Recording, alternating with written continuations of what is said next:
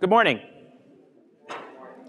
My name is Joseph Mariano. I am president of the United States Direct Selling Association, and it's my pleasure to welcome you all here this morning for our conference to discuss some recent statistical information on direct selling. And then we'll get into our further session in a few moments.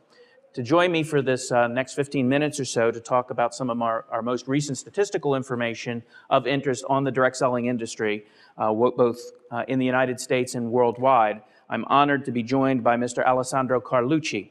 Alessandro is chairman of the board of the World Federation of Direct Selling Associations, and also he runs a not insignificant company. He's CEO of Natura Cosméticos, based in Sao Paulo, Brazil. I'm also joined by Mr. Jerry Kelly, who is chairman of the board of the United States Direct Selling Association and CEO of Zapata Designs, based in Kansas, here in the United States. So with no further ado, let me bring the chairman of our World Federation, Mr. Alessandro Carlucci, to discuss some very recent and interesting information about direct selling throughout the globe. Mr. Carlucci.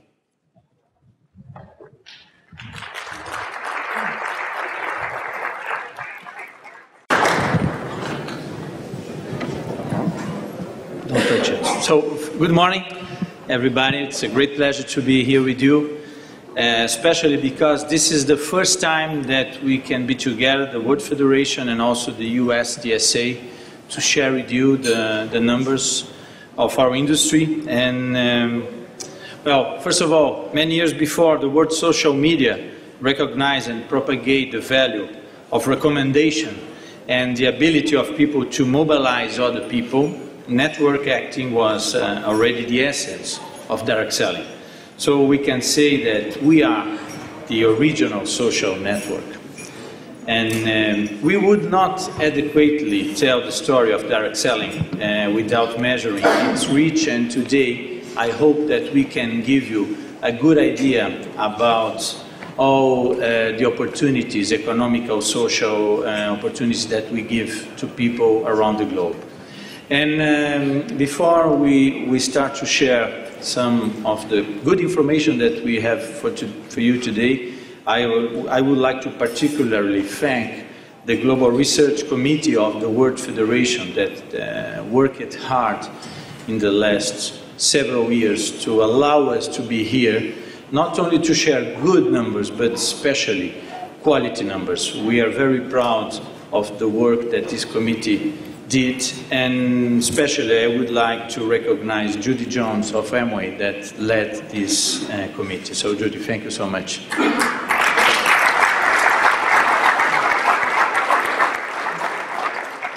Well, and the results are very good. We have good news to announce. As you can see on the chart, in 2011, global direct sales increased 10%. From 139.7 billion at estimated retail in 2010 to 153.7 billion in 2011. So very good numbers. This shows the potential and the energy of our industry. But more than this, those sales were generated by 91.5 million independent direct sellers.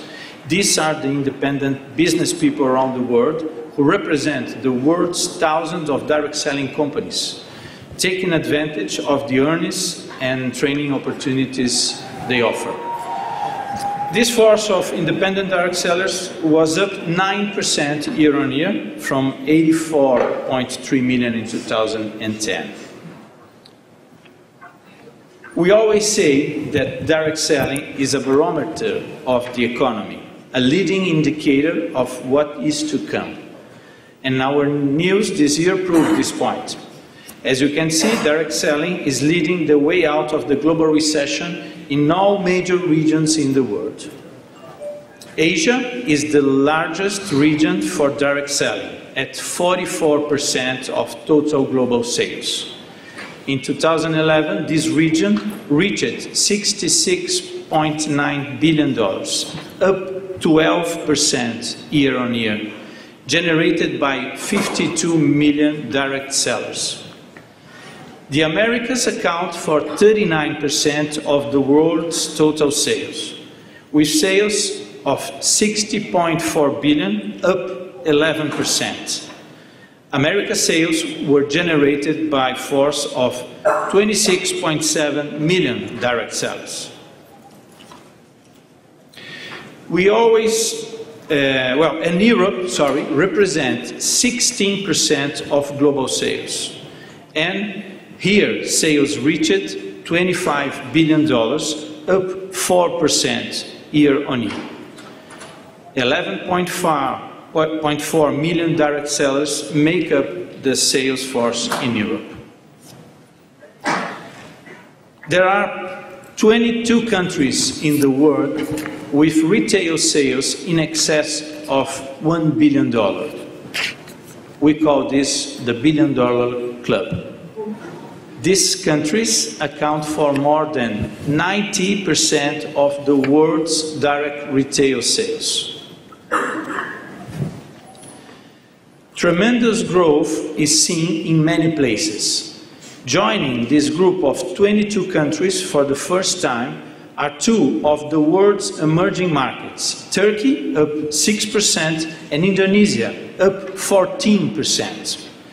In all, the world's emerging markets account for 40% of the global sales volume and showed 18% growth year on year.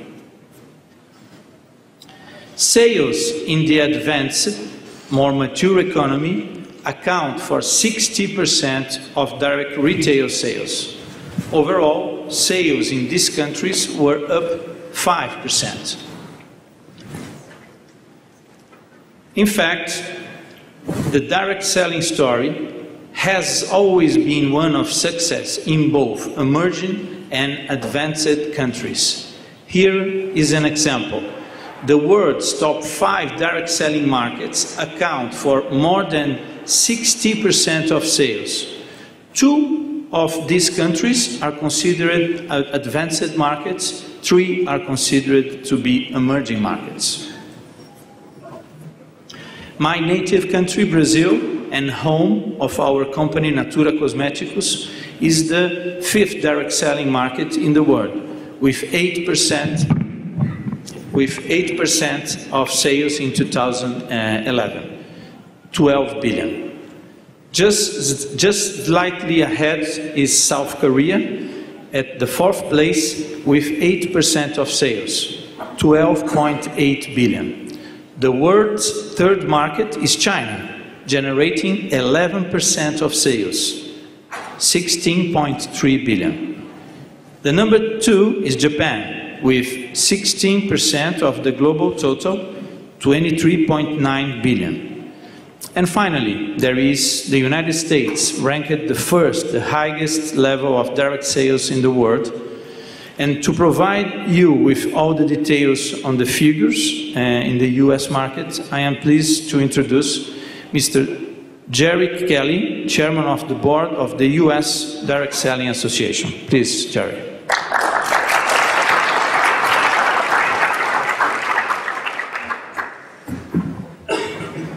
Thank you, Alexandro. Exciting news, and we have similar news for the United States. The United States is indeed the #1 direct selling market in the world, but as we all know, economies around the world have been hit hard by recession, and the United States is no exception. But I'm pleased to say that even through the depths of economic trouble, direct selling continued to be a source of income and support for people from all walks of life. At this time a year ago, the U.S. direct selling industry was looking at an increase of only 0.8% for our collective direct selling businesses. Yes, less than 1%, 0.8%. And in light of what occurred in 08 and 09, we were happy to see it and to share it. We had our fingers crossed that the direct selling barometer theory would again hold true, that even that slight increase in sales was a leading indicator of economic recovery. This year, we came to you with great confidence that the U.S. economy is indeed looking up, as we announce our 2011 retail sales of $29.87 billion. That's a 4.6% increase year over year from the $28.56 billion in 2010. These sales were generated by 15.6 million independent contractors who sold products and services for direct selling companies in the U.S. As we know, these are the motivated people with a variety of reasons for becoming direct sellers, whether it's to replace lost income, help make ends meet, or just meet new people and have some fun. Every one of these people is a success in their own way. We are proud in the U.S. to account for 1 in every 5 direct sales dollars worldwide, and we hope to continue the upward momentum well beyond the end of the economic recovery. So the news about direct sales in the U.S. is great. In 2011, the U.S. direct selling market grew faster than the overall U.S. economy, which grew at 3.9% as measured by gross domestic product. In 2011, nearly half of our companies experienced sales growth, and another 14% held their own by staying flat. In a tough economy, even zero growth is an accomplishment.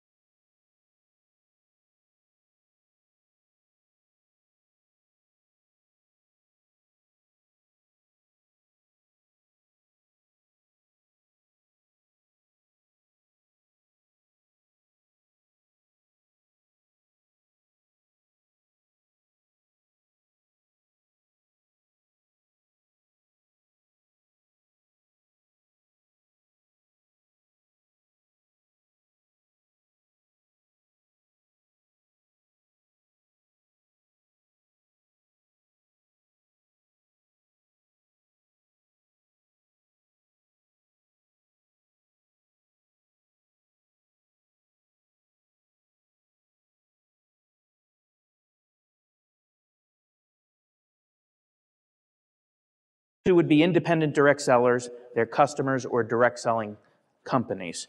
Now, we haven't really talked about this a little bit. Well, first of all, this is who we are. All of you, most of you in the room know about the Direct Selling Association, but we are, of course, the preeminent representative of the industry here in the U.S., and the World Federation is basically the parent body for some 62 other associations throughout the globe. Let's talk about what we are talking about when we speak of direct selling.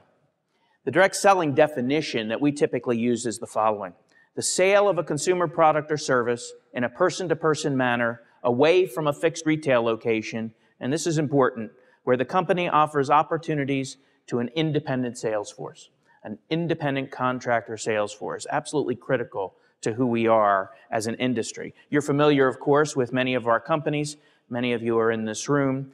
These are names that are well known in the American and now global marketplace. And there are approximately 200 members in the U.S. Direct Selling Associations. Now, you heard Mr. Kelly talk about our current U.S. statistics, very important developments as we got back on a sales growth pattern in 2011.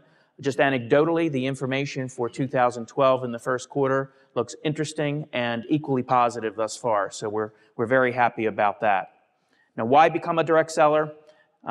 Primarily because of the flexibility. We feel at the U.S. Direct Selling Association and World Federation that the direct selling opportunity is one that appeals to many for a variety of reasons. First, it's flexible. There's low startup costs, and that's true, of course, to the businesses, the companies themselves, as well as to the individuals who are joining as direct sellers. The appeal of being one's own boss, of setting one's own hours, is obvious and persistent, and I think doubly so in a troubled economy. Finally, you can't be subject to layoffs in an opportunity that is your own and that is dependent upon your own effort and skill and your own desire. Now, why do we think direct selling fits today's workers? Well, whether we're talking about the boomers, Generation Yers, women who have come into the marketplace, obviously in a continuing and increasing fashion, so-called mompreneurs, people who perhaps are pursuing this while still raising a family, or new arrivals to the United States looking for opportunity without necessarily the kind of background that others might have. All of these situations, all of these individuals find direct selling in its flexibility and ease of entry as a real appeal. Additionally, the demographics of where we are. Now, this is not exclusively 2010 data, 2011 data. It tracks a number of sources from data resources from the association from the last several years. Women make up almost 82.5% of our sales force in the United States. 17.6% obviously are men. 65 age or older, 8%. Those with a physical disability, 8%. African Americans, 5%. Hispanic Americans, 13%. And Asian Americans, 1%. Now, direct selling not only is of appeal to people who might want to get involved to sell our products, but also for their customers and our company's customers. This statistic shows you the variety of sources of information that consumers are now interested in using when they make a purchase of a product that they've never bought before. Where do they go? The top line indicates those who would like to ask a friend or family member. Ideal for the direct selling environment where our customers frequently are our friends, our neighbors, and relatives. Secondly, folks want to ask salespeople about the information. I suggest to you that asking someone you know or a direct seller who can devote time and energy and attention to you as a customer is far superior as a learning experience than going into a big box or traditional retail operation where you don't get the same kind of attention or timeliness. Going to a company or brand website, online, using even a mobile phone, these are all other alternative ways of getting information and preferred ways for today's customer, and ways which we think truly reflect the advantages of direct selling in the marketplace. Now, direct selling over the last 10 or 15 years has become more known not only to the public at large on a worldwide basis, but to the business community. And a number of businesses from outside of the traditional direct selling channel have now embraced direct selling through either acquisitions or starting up their own direct selling operations as complements or alternatives to the more traditional sales methods and certainly traditional retailing. You see some of those companies listed here, and they represent a wide variety of products and indeed even traditional marketing approaches. Finally, let me talk about the opportunities for growth that we see in the direct selling environment. First, with the demographic shifts and information technology changes that are taking place not only here in the United States but worldwide, it's clear that people now, consumers, particularly younger consumers, prefer an advertising and commercial experience that is almost equivalent to a social experience and sensory in nature. Consumers also want a solution that is appropriate for them as individuals and can be as tailored to them and their personal needs as possible. Of course, the use of social networking for a variety of purposes, including commercial activities, is clear and a growing phenomena which direct selling is well positioned to take advantage of. As Mr. Carlucci indicated, we are indeed the original social network. So we can build on that tradition of interpersonal relationships and translate that into an electronic marketplace and an electronic gathering place. The pursuit of new markets, both in terms of product lines as well as ultimately additional countries, and we see great and remarkable growth really on a global level, is a phenomena that we have taken advantage of as an industry over the last number of years, and we see growing as a phenomena in the coming years as well. Internally to the industry, our companies, our association, on a global basis, recognize the need and desirability of increasing support for the direct salesperson. You know, we've spoken for many years about being in business for yourself, but not by yourself. That phenomena is now growing as our companies seek to provide even more support product as well to the consumer and to the salesperson while maintaining their independent status as clearly as possible. That includes, of course, enhancing the tools available to the field as well. And finally, learning from traditional retailers and non-traditional retailers outside the direct selling channel and incorporating those complementary marketing methods into the direct selling channel. As they have begun to learn from us, we believe that we can learn from them, and that provides us an opportunity for growth. Clearly, we are in the right place at the right time in the direct selling industry, both in the United States and globally, and we think the statistics for 2011 reveal that, and we expect and hope we will see even greater success in 2012. And we have a moment or two for some questions about these statistics, if there are any, and I would welcome the folks who worked on the statistics in the audience to participate and answer before we start the next portion of this program. Are there any questions about the statistics for Mr. Carlucci, Mr. Kelly, or any of the rest of the representatives here? Yes, sir. Is the information available on the website was the question. We will make the information available on the World Federation and U.S. Direct Selling Association websites subsequent to this meeting. And there'll also be hard copy press releases issued as well. Yes, sir. Can you comment on the trend exhibited in the graph that you had that showed all the different points where people like to get their info? The top line was obviously friends and family and all that. But that's been flat, and in the recent year it drops. Whereas all of the other mediums seem to be increasing. Can you speak to that? Well, I can only offer a personal opinion. The question was the use of information from friends and neighbors seems to be flat or perhaps dropping a little bit relative to the other sources of information for consumers. I think as we've gotten further and further into the information age, and we're immersed in it obviously, there are clearly a variety of sources now that people can go to. And I think that it's almost natural. I think the point of those slides is that people are not depending upon the traditional retail environment, going into a store or even looking at a catalog to get information about their products. Instead, they are looking to a variety of sources of credible information. And I would focus on the credibility, of course, of information that's provided by a colleague, a friend, a neighbor, or a relative. A referral, in many senses, is what we see happening there. I'm not troubled by that. I think that the overall trend is one that's supportive of the direct selling industry. Time for one more question, if there is one. All right, well, I want to thank you all. Thank you, Mr. Carlucci. Oh, is there one more? Yes, I'm sorry, in the back. Yes. What are you doing as an association in terms in other countries that may not either allow direct selling now or have particular rules and regulations? Are you doing something in order to equalize the opportunity in those markets specifically as the Yeah, this is one of the main challenges of our industry, and this is one of our responsibilities at the World Federation to support the local DSAs in such countries with difficulties, sharing best practices, sometimes financing some kind of studies, going and talking to the government, to local people, to explain and to educate about our industry.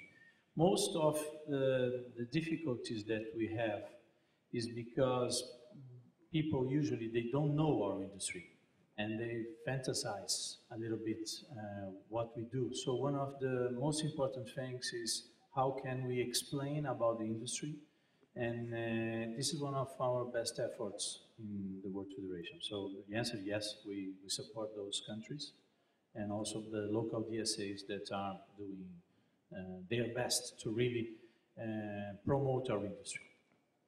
And well, Joe knows a lot of this in this area. If you want to add something, Joe, please. Well, only a reflection of the efforts of the World Federation to go into markets. The World Federation leadership has discussed very clearly the fact that while we have DSAs in approximately 62 countries right now, we're essentially doing business in every country. And our effort is to make uniform not only the data gathering that you've seen here today in those countries and elsewhere to make sure we have reliable data, but to make sure those marketplaces are best served by an association of companies in each place throughout the world. And that effort continues. If you look at the track record in recent years, the number of associations that have been formed just in the last 5 years is quite remarkable, and we see that trend continuing, thanks to the leadership of Mr. Carlucci and others in the World Federation. All right, well, again, I want to thank you all for participating in this portion of today's session. Mr. Carlucci and Mr. Kelly will be leaving us, but if there are any members of the press in attendance who want to chat with them outside, of course, they can feel free to do so. Otherwise, we'll close this portion of the meeting, and thank you all very much. But don't leave.